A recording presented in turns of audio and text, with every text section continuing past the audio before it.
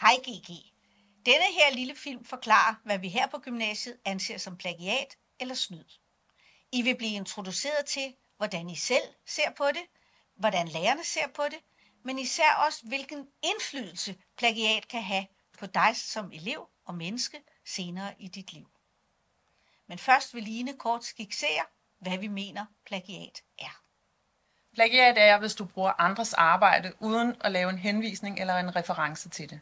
Det er både, hvis du bruger hele teksten eller dele af andres tekst, og det er også, hvis du laver omskrivning. Du skal aflevere noget, der er dit eget arbejde, og hvis du bruger andres eller får inspiration fra andre, så er det vigtigt at lave en korrekt henvisning. Det betyder også, at man ikke må bruge oversættelsesmaskiner, når man arbejder med sprog. Og det betyder selvfølgelig også, at man ikke må købe sig til opgaver, andre har lavet, hverken hvis det er en af ens gode venner, eller hvis det er ChatGPT eller andre maskiner, der kan lave ens arbejde. Det er rigtig vigtigt, at I kun afleverer jeres eget arbejde, og ellers henviser korrekt. Og hvis I er i tvivl, så spørg jeres lærer, så I hvert fald får gjort det på den rigtige måde i det fag, I skal lave en opgave i. Og for at jeg ikke bliver anklaget for plagiat, så må jeg hellere sige, at det her det er inspireret af hjemmesiden, der hedder stopplagiat.nu.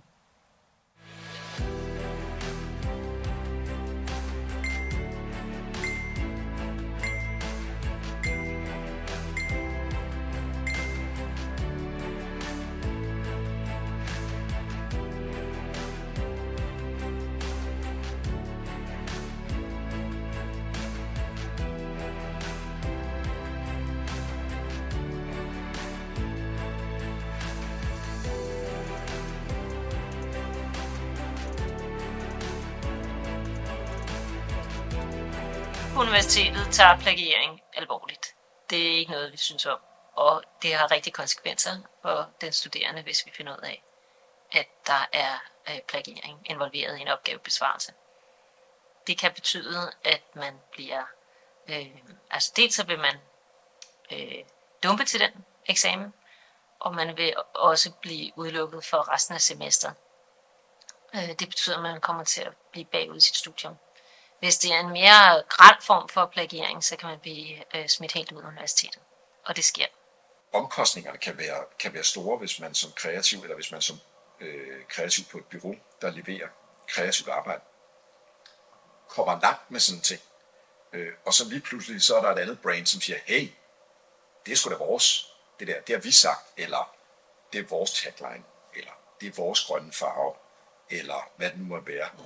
Og så kommer de ikke nødvendigvis og siger, at I søde lige at gøre det med det. Så kommer de med sagsanlæg og advokater og mange millioner det ene og det andet. Hvis jeg skulle ansætte eller vælge mellem to personer i en ansættelsessituation, hvis jeg vidste, at den ene person havde lavet plagiat endda flere gange, kontra en person, som ikke havde sådan en plet på straffeattesten, så jeg kan ikke se, hvorfor jeg skulle tage den risiko. Så jeg har snydt igennem den uddannelse, der har ledt frem til mit nuværende job, så tror jeg ikke, jeg vil have en uddannelse. Man kommer ikke bare lige igennem en uddannelse på universitetet, specielt. Men jeg tror også, at det er en generel ting for Danmark. Du kommer ikke igennem en uddannelse, hvis du ikke kan de ting, du skal.